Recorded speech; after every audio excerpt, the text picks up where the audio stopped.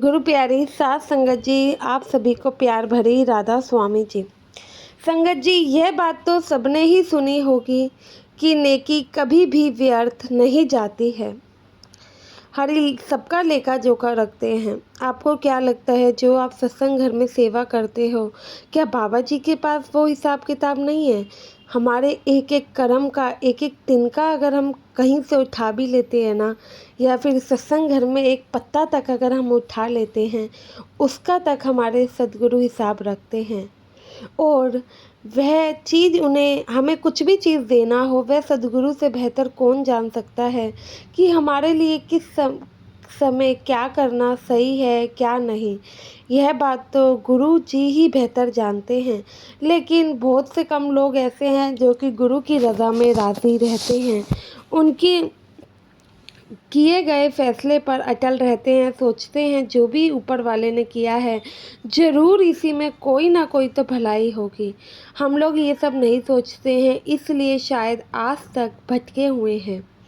तो सात संगत जी, एक प्यारी सी ऐसे ही साखी है जो कि एक गैर सत्संगी भाई की है।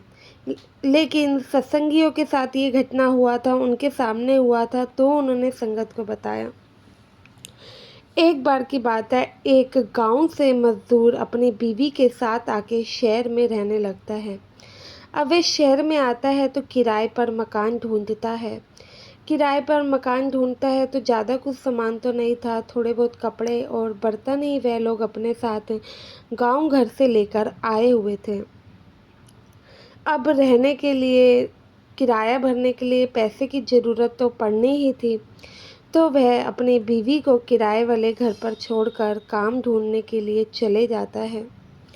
काम ढूंढने जाता है तो 2 से 4 जगह काम ढूंढता है, फिर एक गुरुद्वारा दिखता है। अब वह शहर में नया था तो उसे इस चीज़ की समझ नहीं थी। शहर में जाता, मतलब गुरुद्वारे में जाता है, पानी पीता है, वहाँ कुछ बंदे सेवा कर रहे होते हैं। कंस्ट्रक्शन का काम चल रहा था तो वही लोग सेवादार सेवा कर रहे होते हैं। उस भाई को लगता है कि यहाँ पे ये लोग मज़दूर हैं, काम कर रहे हैं। तो वह संगत से पूछ लेता है कि यहाँ पे क्या मुझे कोई काम मिल सकता है। यह चीज़ वह जवान लड़कों से पूछ लेता है। 2 से 4 लड़के थे, उनके मन में भी एक मजाक करने की सूझी, तो वो समझ गए कि यह बंदा अनजान है, इसे इस बारे में नहीं पता कि ये गुरुद्वारा है और यहाँ पे गुरु घर की सेवा चल रही है, ना कि कोई मजदूरी। तो जो कि मज़दूर था उनसे बात करता है, कहता है कि भाई मुझे काम मिल सकता है, मैं नया आया हूँ, मुझे काम की ज़रूरत है। इस काम के बदले क्या दिहाड़ी मिलेगी, क्या आप लोग मुझे अपने मालिक से मिलवा सकते हैं?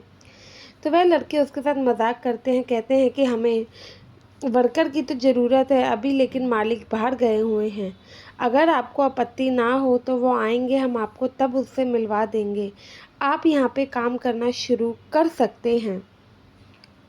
मालिक से आप हफ्ते के बाद मिल लेना। अब हफ्ते भर वह बंदा डेली सुबह टाइम से आता और शाम को जाता, मतलब बहुत कड़ी से कड़ी मेहनत करने लगा। कड़ी मेहनत करने के बाद अब कुछ समय, मतलब कि बीता, 1 हफ्ता पूरा हो गया। 1 हफ्ते बाद उसने मतलब कहा कि मुझे मालिक से मिलवा दो, मुझे 1 हफ्ते का पैसा चाहिए। मेरे घर में राशन के लिए पैसा नहीं है, जो हम थोड़ा बहुत पैसा गाँव से लेके आए थे उसी से हमारा गुजारा बसर चल रहा था, अब ज़्यादा पैसा नहीं बचा है।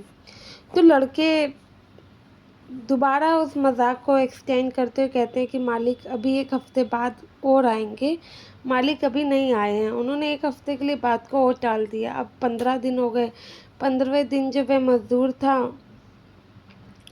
वह बोल पड़ता है कि भाई अगर आपको मालिक से मिलवाना है तो मिलवाइए, अदरवाइज़ मैं कहीं और काम देख लेता हूँ, क्योंकि मेरे घर में आज बिल्कुल भी राशन का पैसा नहीं है और मैं अपने घर के राशन के लिए, किराए के लिए काम कर रहा हूँ, 2 वक्त की रोटी के लिए काम कर रहा हूँ।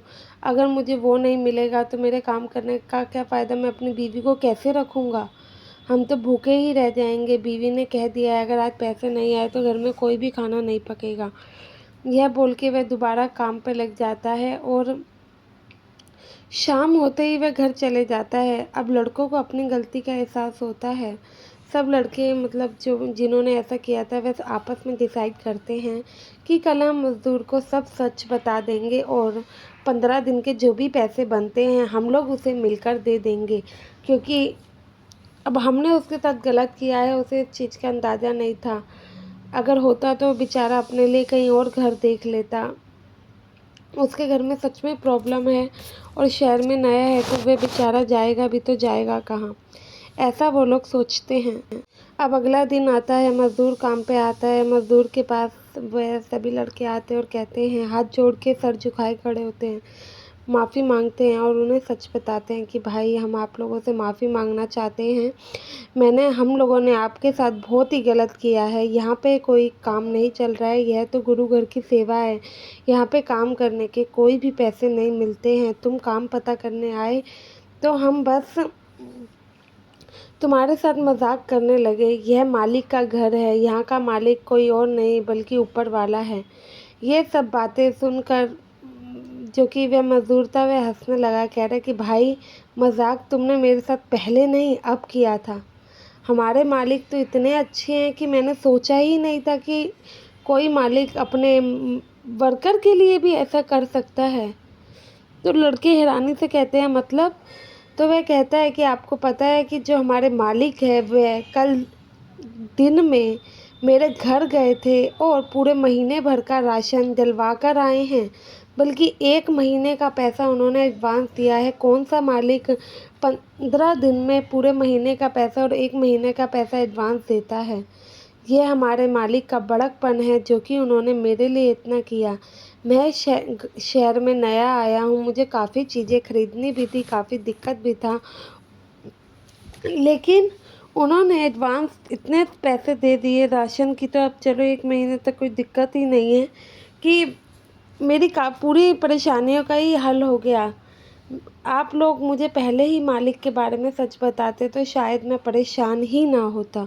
लड़के ये सब सुन के मतलब कि समझ गए कि बल्कि जो इनके घर गए वह कोई और नहीं हमारे प्यारे सद्गुरु ही थे।